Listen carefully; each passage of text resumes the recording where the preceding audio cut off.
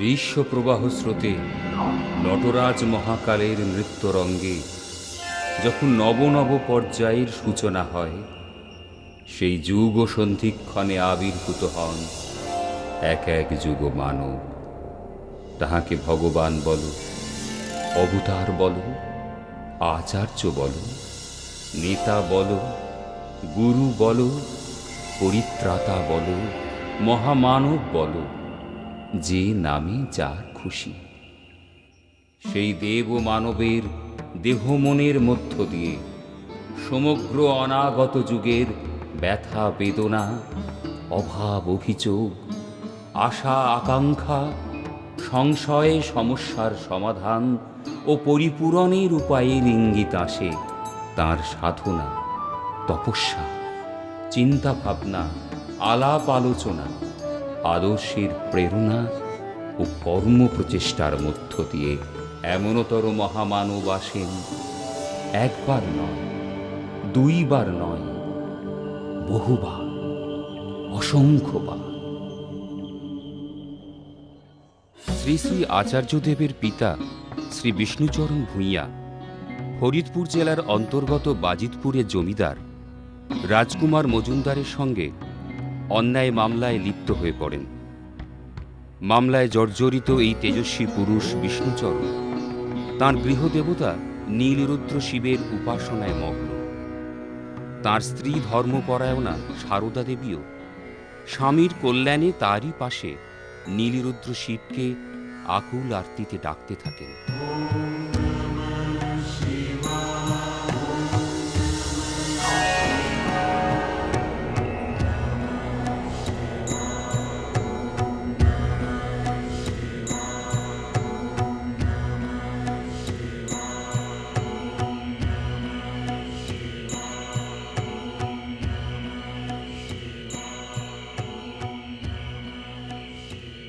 ভূঁইয়া দম্পতির 1 বছরের কঠোর সাধনায় ভগবান নীলরুদ্র সন্তুষ্ট হয়ে সারদা দেবীকে স্বপ্নে দেখা দিয়ে বলেন,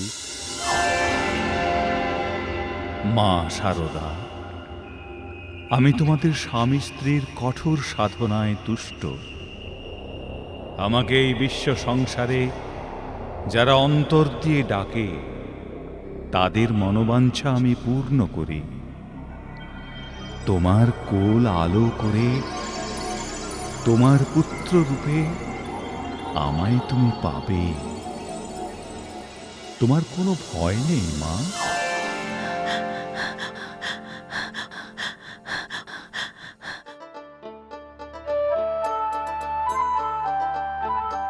ওগো ওগো, আমাদের নীলরুদ্রের সাধনা ব্যর্থ হবে না গো। উনি যে আমাকে স্বপ্নে দেখা দিয়েছেন গো। আমি জানি সারদা, তিনি যে আমায়ও স্বপ্নে দেখা দিয়েছেন। আমাদের আর কোনো ভয় নেই। আমাদের ঘরে স্বয়ং নীলরুদ্র দেবাদিদেব পুত্ররূপে আসছে। 1896 খ্রিস্টাব্দের মাঘী পূর্ণিমার গোধূলির পুণ্য লগ্নে ভূঁইয়ার গৃহে জন্ম নেয় এক দেব শিশু। বিষ্ণুচরণ ও তার স্ত্রী সারদার মন এক অনাস্বাদিত আনন্দে ভরে ওঠে। সারদা, এই শিশুর আগমনে আমাদের জীবনে ভাগ্যের সূর্যর আবার উদয় হবে। 20 বছরের মামলায় আমার জিত হয়েছে। তোমার মনে নেই গো? হ্যাঁ, এই শিশু জন্মাবার পর জ্যোতিষী জন্মকুষ্টি বিচার করে বলেছিলেন এই শিশু একদিন রাজ চক্রবর্তী হবে, সমগ্র জগৎবাসীকে শান্তির পথ দেখাবে। মনে পড়ে? মনে পড়ে তোমার? আমার মন বলছে জ্যোতিষীর কথা অক্ষরে অক্ষরে সত্য হবে।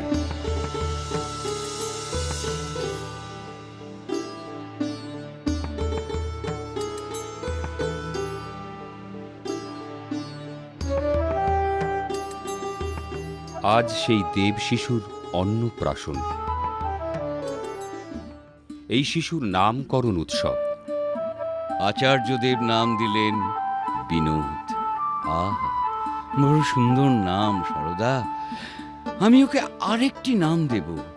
শোনো সারদা, এই শিশুর আবির্ভাবে আমি সর্বত্র জয়ী হয়েছি। ওর নাম হবে জয়নাথ। অপূর্ব, অপূর্ব। বুধবার ওর জন্মবার, আদর করে আমি ওকে ডাকবো বুধ। সবার অলক্ষ্যে বিনোদ মাঝে মাঝে ঘর ছেড়ে বেরিয়ে যেত, কিন্তু বিনোদ যে ছিল দিদির চোখের মণি। মুহূর্তের জন্য তিনি বিনোদকে হারিয়ে যেতে দিতে চাইতেন না। শুরু হয়ে যেত খোঁজ। বনে জঙ্গলে দিদির চিৎকার প্রতিধ্বনিত হতো।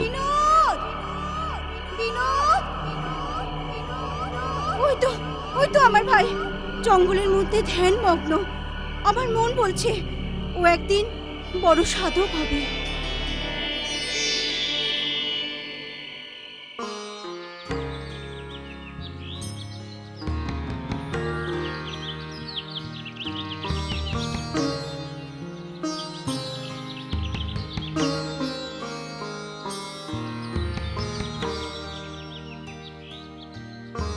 ও মা, মা, মা, মা, হ্যাঁ, সত্যি বাবা। করে বলো তো। ও মা, বলো না, বলো না, কি? এই তুলসী তলায় কি ভগবান নারায়ণ থাকেন? সত্যি থাকে বাবা, সত্যিই থাকেন তিনি। তাই তো আমি রোজ তুলসী তলায় প্রদীপ জ্বালিয়ে তাঁর আরাধনা করি। একদিন অসতর্ক মুহূর্তে ছাদ থেকে তুলসী গাছের ওপর বিনোদ থুতু ফেলেন। নারায়ণ তাকে দর্শন দিলে তাঁর তেজপূর্ণ প্রকাশে বিনোদ মূর্ছা যায়। শরৎকাল, আগমনীর আরাধনায় সমগ্র গ্রাম নিমগ্ন। রাত গভীর, গ্রামে সবাই ঘুমে আচ্ছন্ন। সেই সময় বালক বিনোদ প্রতিমার সম্মুখে এসে প্রার্থনা জানায়। হে দেবী, তুমি যদি সত্যি এই মাটির মূর্তির মাঝে থাকো, তাহলে আমায় দেখা দাও। তুমি যে আমার দেবী, আমার বিশ্বাসকে ভেঙে দিও না। দেবী, দেখা দাও, দেখা দাও। যদি দেখা না দাও, তাহলে এই মাটির মূর্তি ভেঙে চুরমার করে দেব। বিনোদ, তোর কি এখনো সংশয় গেল না বাবা? ওরে বিনোদ, তোকে যে অনেক কাজ করতে হবে। তোকে জগৎ সংসারের মানব কল্যাণে নিয়োজিত হতে হবে।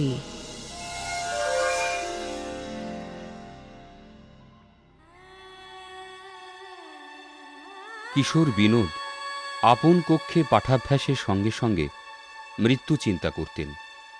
মৃত ব্যক্তিদের মাথার খুলি নিয়ে এই নশ্বর শরীরের চিন্তায় মগ্ন থাকতেন। এই দেহের চরম পরিণতি, চিতা শয্যায় 2 মুষ্টি ভস্ম। জীব কি, জগৎ কি, দেহ কি, রিপু কি, ইন্দ্রিয় কি? পরিবারের অন্যান্যরা সবাই যখন দুধ, ডিম, মাছ, মাংস খেতেন, বিনোদ তখন হাসি মুখে সেসব দূরে সরিয়ে রাখতেন। মা আকুল নয়নে বিনোদকে জিজ্ঞাসা করতেন, বাবা বিনোদ, তোর জন্যে আমার যে বড্ড কষ্ট হয় রে। আমরা যখন মাছ মাংস খাই, তুই সেসব ছুঁয়েও দেখিস না। আমার যে বড্ড কষ্ট হয় বাবা। মা, মাগো, যেসব জীবজন্তু প্রাণীকে আমরা মেরে খাই, তাদের জন্য আমার যে বড় কষ্ট হয় মা। বিনোদ, তাই আমি আলু সেদ্ধ ভাত ছাড়া কিছুই খাই না। এতেই আমি তৃপ্ত। ঠিক আছে বাবা, কিন্তু একটু ঘি, দুধ এসব তো খেতে পারিস। ওসব খেয়ে কি লাভ মা? আমার ভেতর যে শক্তি আছে, ওসব খেলে ভেতরের শক্তি যে নাশ হয়ে যাবে মা। বেশি দুধ আগুনে জাল দিলে সে যে উথলে ওঠে, আর তাতে পড়ে গিয়ে নষ্ট হয়ে যায়।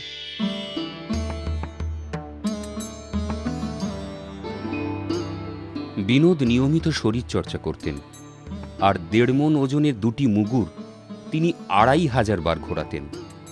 এছাড়াও দিনে 2 থেকে 3,000 বার বুক ডন দিতেন। বিনোদের ভেতরে অসীম শক্তি। একদিন বর্ষণমুখর ভোরে বিনোদ এসছেন নদীতে স্নান করতে। স্নানের পর তিনি অনুভব করলেন এই বৃষ্টিতে একটি ছাতার প্রয়োজন, কিন্তু ছাতা তিনি আনেননি। তিনি দূরে একটি বিরাট নৌকো দেখতে পেলেন। ওই বিরাট নৌকোকে অবলীলাক্রমে ছাতার মতো মাথায় তুলে নিলেন। পাড়ের গ্রামবাসীরা এই দৃশ্য দেখে হতবাক।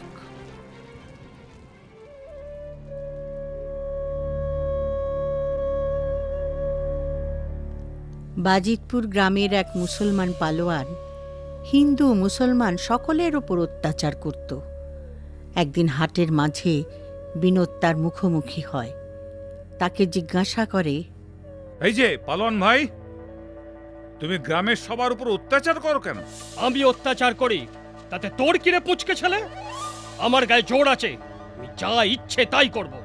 না, সেটা তুমি করতে পারবে না। নিরীহ মানুষের উপর অত্যাচার করা পাপ। আমার হাতেই আজ তোমার সেই পাপের শাস্তি হবে।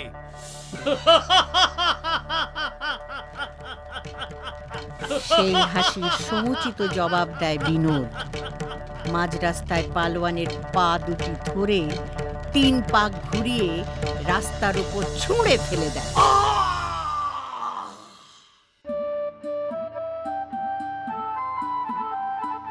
শৈশব থেকে বিনোদ যুবকে উত্তীর্ণ হলে জীবনের অন্তর্দৃষ্টিকে অবলোকন করবার জন্য যোগাভ্যাস করতে থাকেন। একদিন যোগ অভ্যাসকালে হঠাৎ নাক মুখ দিয়ে রক্ত বের হতে থাকে। সকলেই হতবাক। বাবা বিনোদকে সুস্থ করবার জন্য ডাক্তার আনতে ব্যস্ত হয়ে পড়েন। বিনোদ বলে ওঠেন, না, ডাক্তার বুদ্ধির কোনো প্রয়োজন নেই। তোমরা ভুল করছো। যে রক্তক্ষরণ আমার দেহ থেকে হচ্ছে, আমার স্থূল দেহে এই রক্তের প্রয়োজন নেই। আমি জানি বিপরীত যোগাভ্যাসের দ্বারাই এই রক্ত আপনা হতেই বন্ধ হয়ে যাবে। একদিন যুবক বিনোদ হেডমাস্টার শ্রী বীরেন্দ্রলাল ভট্টাচার্যের কাছে গৃহত্যাগী হয়ে সন্ন্যাসী হবার ইচ্ছা প্রকাশ করেন। শ্রী বীরেন্দ্রলাল তাঁকে বলেন, গৃহত্যাগ করে সন্ন্যাসী হতে চাইছো কেন? মাস্টারমশাই, সন্ন্যাসী না হলে আমি দেশ, জাতি ও যুব সমাজকে রক্ষা করতে পারবো না। তার জন্য সঠিক গুরুর প্রয়োজন। আমি যে বিশ্বাস করি আমার মাঝেই আমার গুরুর অবস্থান। যে গুরু তোমার অন্তরে আছেন তিনি যে তোমায় দীক্ষা দিতে পারবেন না। দীক্ষিত না হলে আধ্যাত্মিক জীবনের পূর্ণতা আসে না। কে কে আমায় দীক্ষা দেবেন? আমি কার কাছে যাব? তোমাকে আমি গোরক্ষপুরের যোগীরাজ বাবা গম্ভীরনাথজির কাছে নিয়ে যাব। তিনিই তোমায় দীক্ষা দেবেন। আপনার কথাই শিরোধার্য। যোগীরাজ বাবা গম্ভীরনাথজির কাছেই দীক্ষা নেব।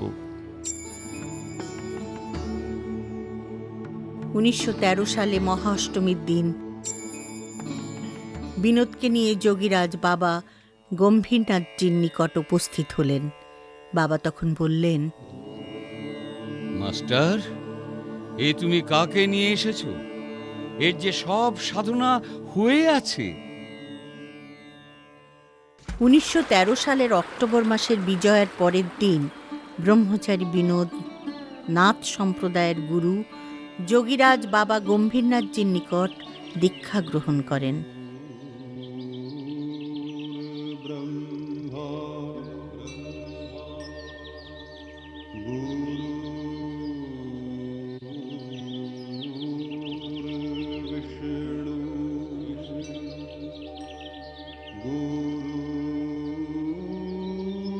ব্রহ্মচারী বিনোদ গোরক্ষপুরে দীক্ষা নেবার পর গভীর ধ্যানে ডুবে যান।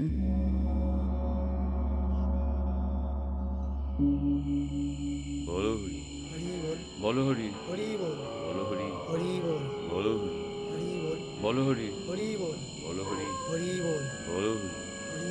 বলো হরি, বলো হরি। কিশোর বিনোদ প্রায়শই ছোট ভাই ভোলাকে সঙ্গে নিয়ে সারা রাত্রি শ্মশানে এসে ধ্যান করতেন।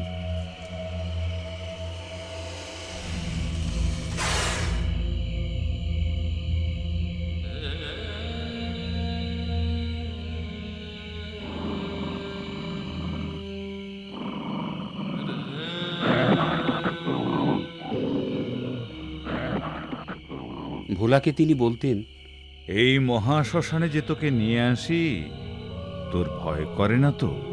ভয়? ভয় কেন করবে? আমি যে তোমার ভাই। আমি তোকে কেন আনি জানিস? শ্মশানের রাস্তা দিয়ে লোকজন যারা যায়, তারা যদি আমাকে দেখে ভয় পায়।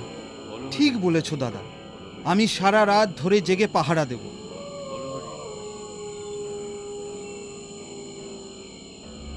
গভীর জঙ্গল। ব্রহ্মচারী বিনোদ কঠোর সাধনায় মগ্ন। চারিদিক এক জ্যোতি আলোকে পরিপূর্ণ।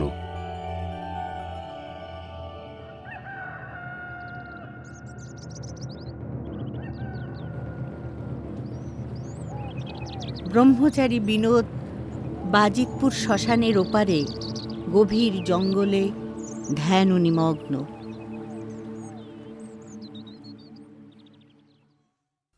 1916 খ্রিস্টাব্দের মাঘী পূর্ণিমার রাতে এক কদম্ব বৃক্ষতলে মানব সেবার মূর্ত প্রতীক ব্রহ্মচারী বিনোদ সিদ্ধি লাভ করেন।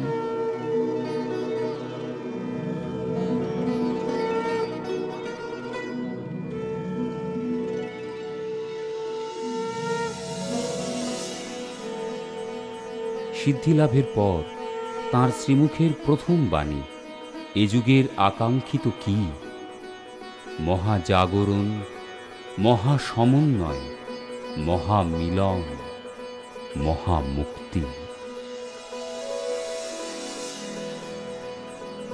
দেখতে দেখতে বিনোদ তার পাশে বহু অনুগামী পেয়ে গেলেন।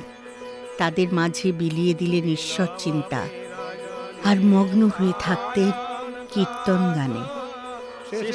বসন্ত পুনরায়ত কাল ক্রীড়তি গচ্ছায়ু তদপি নমুঞ্চ দেশাবায়ু ভজ গোবিন্দম ভজ গোবিন্দম ভজ গোবিন্দম মূঢ়মতে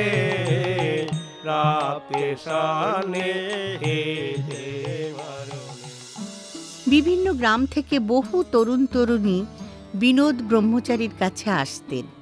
বিনোদ তাদের জিজ্ঞাসা করতেন, কি ব্যাপার, তোমরা সবাই আজ আমার কাছে সমবেত হয়েছ কেন? ব্রহ্মচারী, আমরা আপনার কাছে জীবন গঠন, চরিত্র গঠন সম্পর্কে জানতে চাই। আপনি বলুন।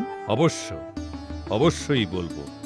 দেখো, তোমরা তোমাদের প্রতিবেশী গরিব দুঃখীদের যতদূর পারো সাহায্য করবে। কত দুস্থ পরিবার আছে যারা দিনান্তে একবেলা খেতে পায় না। অসুখ হলে ঔষধপথ্য দূরের কথা, সেবা শুশ্রূষা পর্যন্ত পায় না। তোমরা চেষ্টা করলে এদের দুঃখ কষ্ট অনেকখানি লাঘব করতে পারো। পড়াশুনোর সঙ্গে সঙ্গে এখন হতেই তোমরা একটু একটু করে পরোপকার অভ্যাস করো, আর চরিত্র গঠনের দিকে খুব বেশি মনোযোগ দিতে হবে। চরিত্রই মানুষের প্রধান সম্বল। চরিত্র বলই মানুষের প্রকৃত বল। চরিত্র বলের অভাব ঘটলেই মানুষের অন্তরে ঘুণ ধরে, মন দুর্বল হয়। সুতরাং খুব সাবধান, কোনো ক্রমেই যেন চরিত্র নষ্ট না হয়।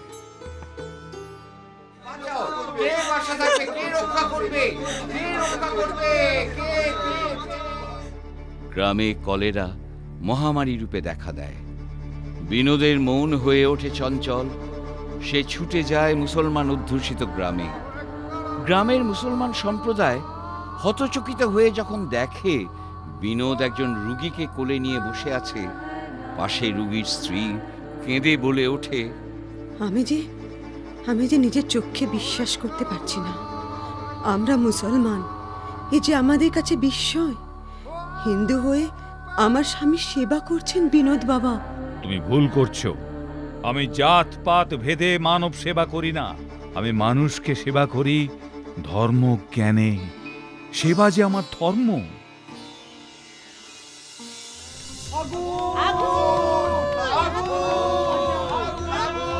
কোথায় কোথায় আগুন লেগেছে? পাশে মুসলমান পাড়ায় এক বাড়িতে আগুন লেগেছে। আগুন লেগেছে আর তোমরা তোমরা চুপচাপ বসে আছো? আগুন হিন্দুর বাড়িতেই হোক আর মুসলমান বাড়িতেই হোক, সে যে ধ্বংস। চলো চলো তোমরা।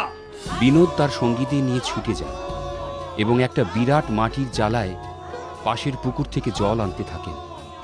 অন্যরা সবাই মিলে সেই জল আগুনে ছড়াতে থাকলে আগুন নিভে যায় এবং অন্যান্য বাড়িগুলো আগুনের হাত থেকে বেঁচে যায়। মুসলমান পাড়ায় সবাই ব্রহ্মচারী বিনোদকে প্রশংসা করতে থাকেন। গ্রামের মেয়েরা পুকুর ঘাটে জল তুলতে এসে দেখে বিনোদ একটা বিরাট কাঠের গুঁড়ি কাঁধে নিয়ে আসছে। একটি মেয়ে বলে ওঠে, দেখো দেখো বিনোদের কি শক্তি! অত বড় গাছের গুড়িটা কত সহজে কাঁধে নিয়ে হাঁটছে। যা বলেছিস, বিনোদ যে অবাক করে দিচ্ছে। কত সহজে বিনোদ ভাই প্রকাণ্ড কাঠের গুঁড়িটাকে একা কাঁধে তুলে নিয়ে হেঁটে যাচ্ছে। সত্যি এ যে ভাবা যায় না, বিনোদের দেহে কি অপরিসীম শক্তি।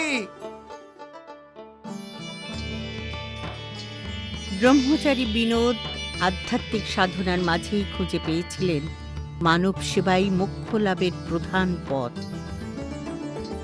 1920 সালে আশ্বিন মাস, এক ভয়ঙ্কর ঘূর্ণিঝড় পূর্ব বাংলার খুলনা ও সুন্দরবনের উপর দিয়ে বয়ে যায়।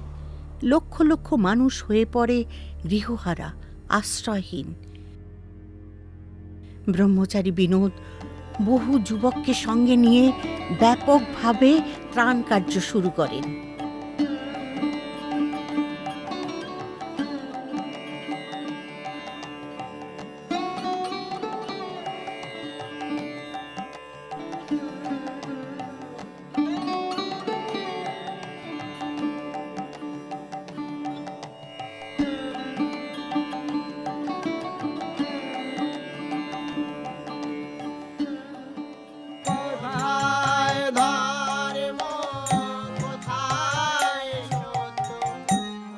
শ্রী শ্রী আচার্যদেব সংঘের আদর্শ প্রচারের উদ্দেশ্যে 8টি চারণদল প্রতিষ্ঠা করেন।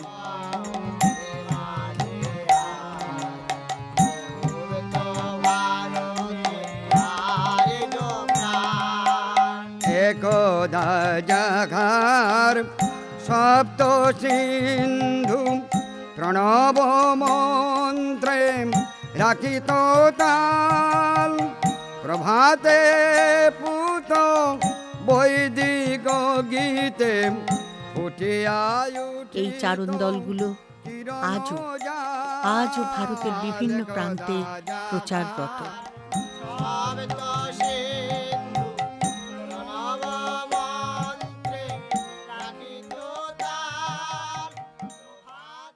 কত মানুষ স্বেচ্ছায় অর্থ দ্রব্যাদি দিয়ে এই ত্রাণ কার্যকে এগিয়ে নিতে সাহায্য করছে। কেন করবে না বলতে পারো? কথায় আছে না, আপনি আচরি ধর্ম অপরে শেখাও। মানুষের মনে যে সুপ্রবৃত্তিগুলো আছে সেসব প্রবৃত্তি জাগরিত করতে হবে। তখন দেখবে তোমার সুকর্মে সবাই তোমার পাশে আছে।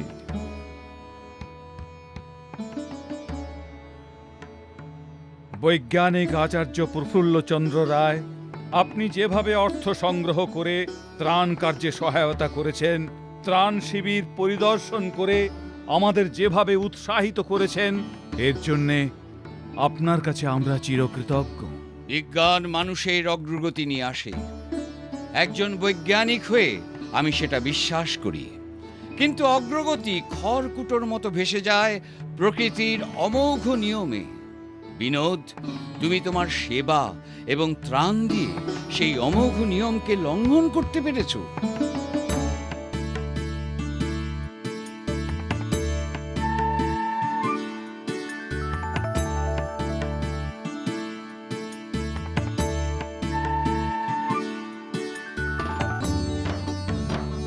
বহু অসুস্থ নরনারীকে হাসপাতালে ভর্তি করে তিনি চিকিৎসার ব্যবস্থা করেছেন।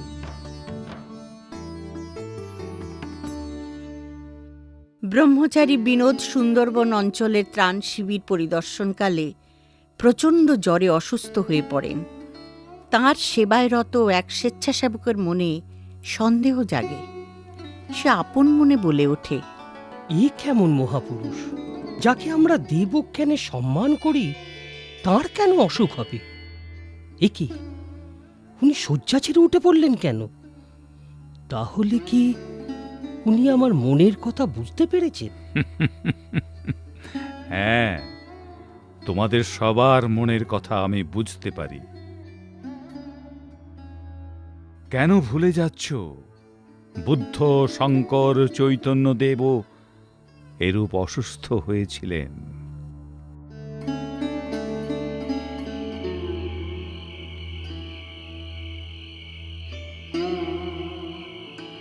ব্রহ্মচারী বিনোদ দ্বিতীয়বার গোরক্ষপুরে বেশ কিছুদিন থাকেন।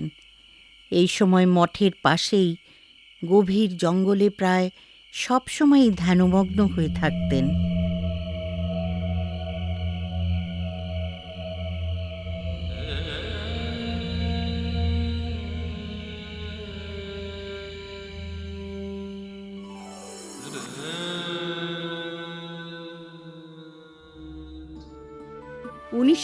খ্রিস্টাব্দে দীক্ষা শেষে গোরক্ষপুর থেকে ফেরার পথে গয়ায় পিতার পিণ্ড দান করবার উদ্দেশ্যে গমন করেন। চারিদিকে প্রত্যক্ষ করতে লাগলেন যাত্রীদের ওপর পাণ্ডাদের অত্যাচার। এরকম করো না, না না না, আমাদের ওপর জুলুম করো না, জুলুম করো না। আমরা পুণ্যার্থী, পিতামাতার পিণ্ডদান করতে এসেছি। ভুলে যাস না, আমরা গয়ার পাণ্ডা। আমরা যেভাবে বলবো, যা করতে বলবো, যে টাকা দিতে বলবো, সেটা না দিলে তোদের পিণ্ডি আমরাই চটকে দেবো।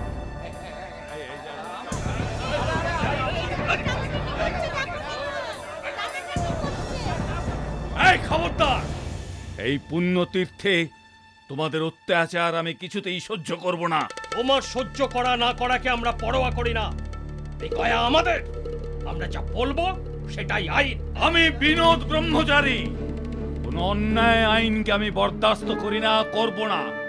আজ তোদের আমি এমন শাস্তি দেব, তোরা ভবিষ্যতে মাথা তুলে দাঁড়াতে পারবি না।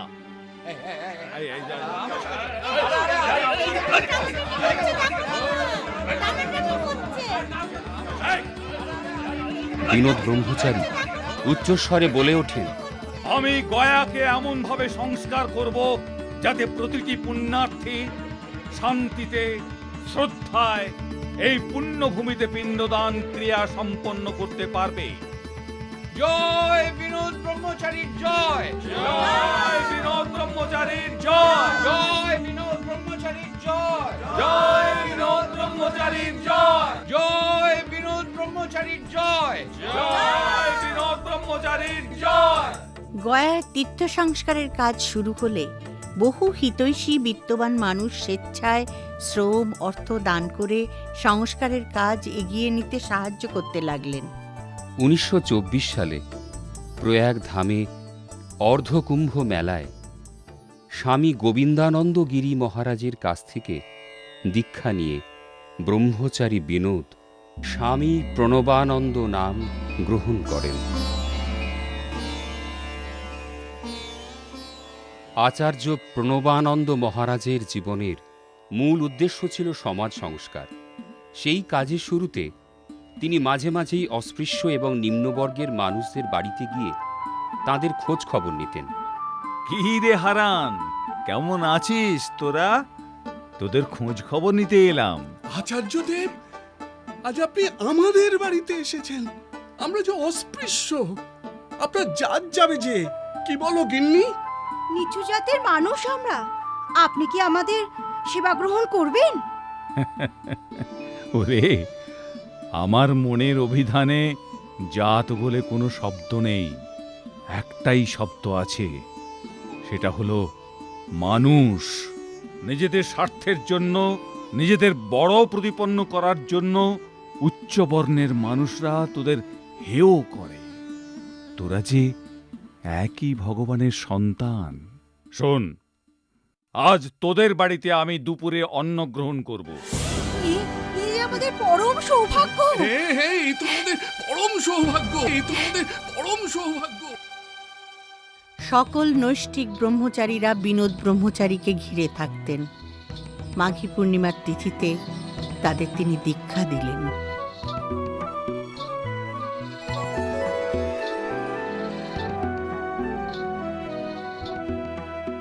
আজ মাঘী পূর্ণিমা। আজ তোমাদের সমাজ সেবার অঙ্গীকার প্রতিজ্ঞা পঞ্চকের মাধ্যমে পাঠ করাবো। আমাদের এই জীবন বড় স্বল্প সময়ের। এই সময়ের মধ্যেই তোমাদের প্রতিজ্ঞাবদ্ধ হতে হবে, এই জন্যেই যে তোমরা নিজেদের জীবনকে মানব কল্যাণে উৎসর্গ করবে। সতত মনে রাখবে যে এই দেহ কাম কাঞ্চন ভোগ করবার জন্যে নয়। এই দেহ নিত্য শুদ্ধ বুদ্ধ মুক্ত স্বভাব সম্পন্ন ব্যক্তির লীলা ক্ষেত্র। তোমরা যারা সন্ন্যাসী, তাদের শুধুমাত্র দেবদেবী আরাধনা নয়, তোমাদের জীবনের মূল মন্ত্র হবে জাতি গঠন ও হিন্দু সমাজের সমন্বয় সাধন। আমার এই নির্দেশ অক্ষরে অক্ষরে পালন করলেই তোমাদের সন্ন্যাস জীবন সার্থক। সাক্ষী করি অগ্নিদেব, সাক্ষী করি চন্দ্রমা তপন, অন্তরাত্মা সাক্ষী করি দেব ঋষিগণ, সাক্ষী ধর্ম মহাকাল, সাক্ষী চরাচর সব লোক, সমস্বরে সমতান লয়ে উচ্চারি প্রতিজ্ঞা পঞ্চক। এই পূত ত্যাগ বেশ ব্রহ্মচর্য ব্রত নিষ্ঠার, ইন্দ্রিয় সংযম নিত্য, সুখ সাধ বাসনা সংহার। অদ্বিতীয় সত্য লক্ষ্য, যতদিন দেহে রবে প্রাণ, সংকল্প সাধনে নিত্য, প্রাণপণে করিব সংগ্রাম। অগ্নি যদি ত্যাজে তাপ, জল করে শৈত্য পরিহার। পর্বত কাঠিন্য ত্যাজি, ধরে স্নিগ্ধ নবনী আকার। যুগাচার্য চরণ পরশী, অঙ্গীকার করিনু যে ব্রত।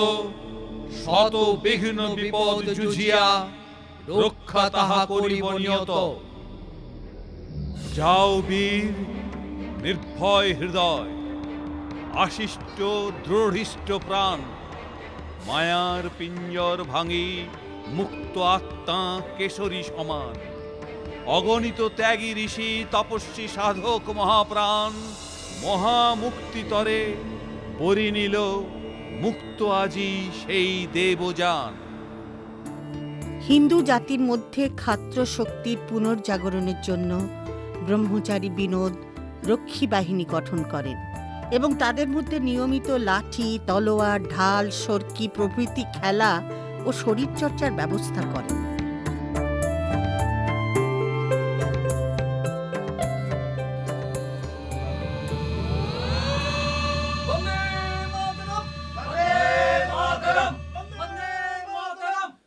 ব্রিটিশ সরকার মনে করেন স্বাধীনতা সংগ্রামীদের সাথে তোমার যোগ সাজশ আছে। এটা তুমি স্বীকার করো বিনোদ? ঘৃণ্য ব্রিটিশ ফৌজ, তোমাদের বোঝা উচিত দেশ ও মাতৃকার শৃঙ্খলকে কোনো ভারতীয় মেনে নিতে পারে না। মায়ের শৃঙ্খল মোচনের জন্য যারা এগিয়ে এসেছে, তাদের সঙ্গে যোগ সাজস না থাকলেও আমি তাদের সমর্থন করি। তুমি ব্রিটিশ শাসকের কাছে ক্ষমার অযোগ্য। তোমাকে আমরা গ্রেপ্তার করলাম।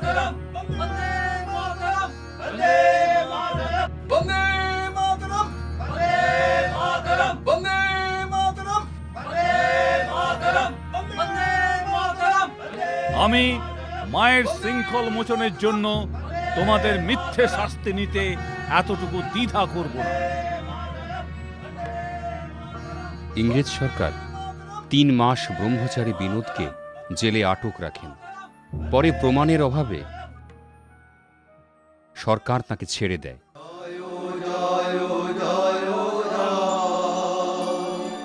ফরিদপুর ষড়যন্ত্র মামলায় বহু কিশোর ও যুবককে গ্রেপ্তার করে বিনা বিচারে ইংরেজরা আটকে রাখে। দেশবন্ধু চিত্তরঞ্জন দাস বিচলিত হয়ে পড়েন।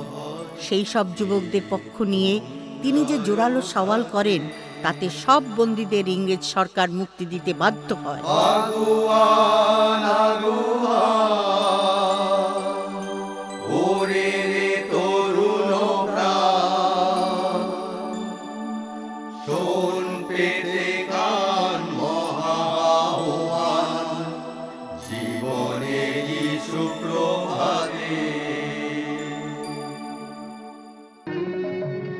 শোনো তোমরা, হিন্দু জাতির মাঝে শক্তি সাধনার সংকল্প জাগরিত করতে হবে।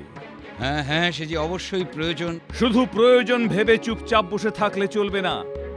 আশ্রমে শক্তির আরাধ্য দেবী ঠিকমতো চাষাবাদ না হওয়ায় গরিব নিরীহ চাষিরা খাজনা দিতে অক্ষম হয়। ব্রিটিশ শাসকের লোকেরা এই অপরাধে গরিব চাষিদের ওপর নির্মম অত্যাচার চালাতে থাকে। অসহায় গরিব চাষিরা নিজেদের জমি বাঁচাতে ও সংসার চালাতে দিশেহারা হয়ে পড়ে। অপরদিকে শাসকের লোকেরা তাদের উপর অত্যাচার নির্যাতন চালাতে থাকে। শুধু অত্যাচারই নয়, তাদের জমি ক্রোক করে নিলামে বিক্রি করে দেয়।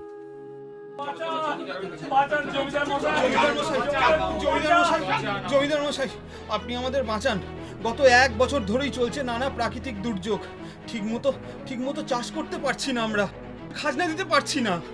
খাজনা তো তোমাদের দিতেই হবে, এই ব্যাপারে আমি কি করতে পারি? আমাদের মাঠে ফসল উঠলে আমরা ন্যায্য খাজনা দিতে পারতাম। সামান্য অর্থ নিয়ে এবারকার মতো আমাদের মাফ করুন জমিদার মশাই, মাফ করুন।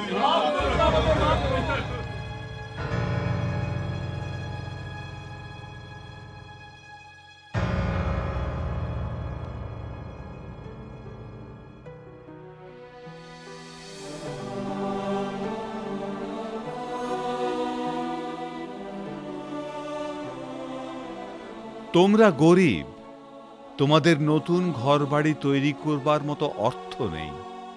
আমি তোমাদের অর্থ সাহায্য করব, যা দিয়ে তোমরা নতুন ঘর তৈরি করে মানুষের মতো মাথা উঁচু করে বাঁচতে পারো। আচার্যদেব নিজ হাতে গরিব দুঃখীদের অনুদান দেওয়ার মাঝে এক পরম তৃপ্তি লাভ করতেন।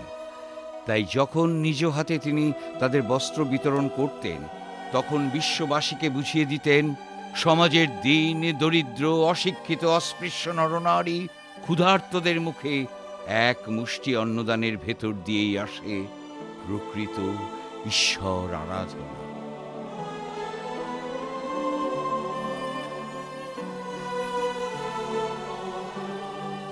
আমি বিশ্বাস করি, ঘরে ঘরে যদি শিল্প গড়ে ওঠে, তাহলে তোমাদের মতো গরিবরা স্বনির্ভর হতে পারবে।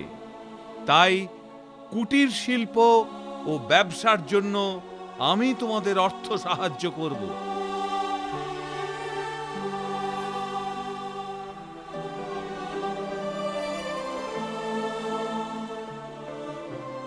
সংঘের অর্থ সাহায্যে গ্রামের রাস্তাও তৈরি হচ্ছে।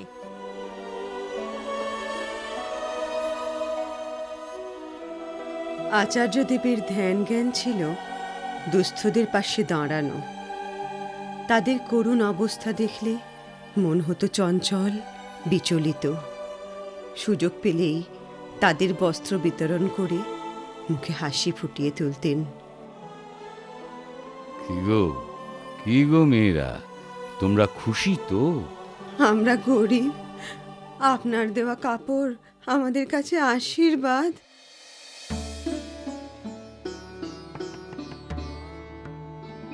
তোমাদের জীবনের মূল লক্ষ্য হবে নিজেদের স্বাবলম্বী করে গড়ে তোলা।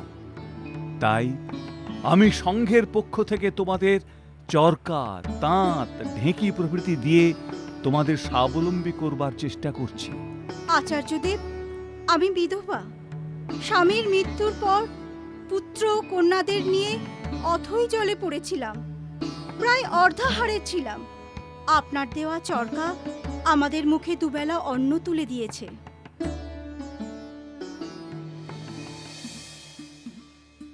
মাঘী পূর্ণিমার উৎসবের জন্য বাজিতপুরে প্রণবানন্দজি মঠের উন্নয়নমূলক কাজ করে চলেছেন।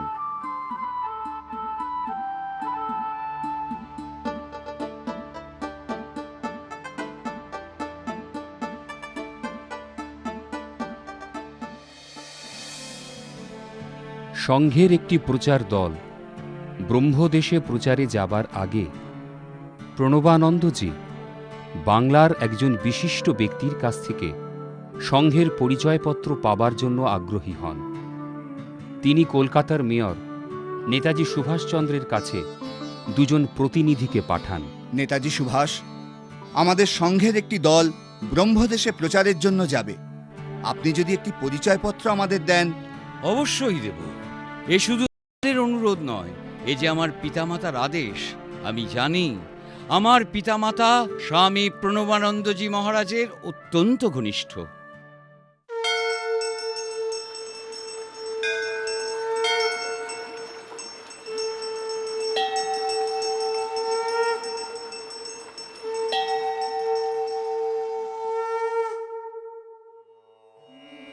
এই হচ্ছে কাশীধামের অধিষ্ঠাত্রী দেবী মা অন্নপূর্ণা। কাশীধামে পবিত্র অসিঘাটে সাধনকালে শ্রী শ্রী আচার্যদেবের দেহ বাহ্য জ্ঞান শূন্য হলে পুত্র স্নেহে সেবা যত্ন ও আহারাদি দিয়ে মা অন্নপূর্ণা জীবন রক্ষা করেছিলেন। স্বামী প্রণবানন্দজি মহারাজ দুস্থ মানুষদের পাশে দাঁড়াবার অঙ্গীকার করেছিলেন। সেই অঙ্গীকারের জীবন্ত ছবি আমরা দেখতে পাচ্ছি। গ্রামের একটি দুস্থ মানুষকে বস্ত্র দান করছেন।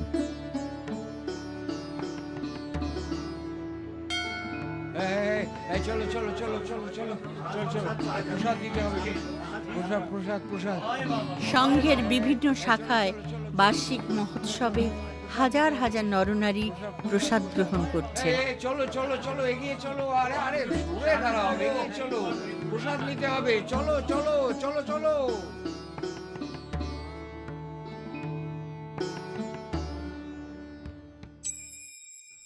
1940 খ্রিস্টাব্দের ডিসেম্বর মাসের শেষের দিকে আচার্যদেব গুরুতর অসুস্থ হয়ে পড়েন। তাঁর দেহ ধারণের সংকল্প আর জাগ্রত হয়নি। সেই সময়কার কলকাতার বহু চিকিৎসক তাঁর চিকিৎসায় রত থাকেন। 1941 সালের 8ই জানুয়ারি শুক্লা একাদশী তিথি, রাত তখন 12:45। আচার্যদেব ধীরে ধীরে তাঁর স্থূল দেহ ত্যাগ করে সংঘ শরীরে বিলীন হয়ে যান। দেশের মাটি তোমার পরে ঠেকাই মাথা, তোমাতে বিশ্বময় বিশ্বময় আছো পাতা। ও আমার দেশের মাটি। তাঁর পার্থিব দেহ বাজিতপুর ধামে সমাধিস্থ করা হয়। আমার দেশের মাটি তোমার পরে ঠেকাই মাথা।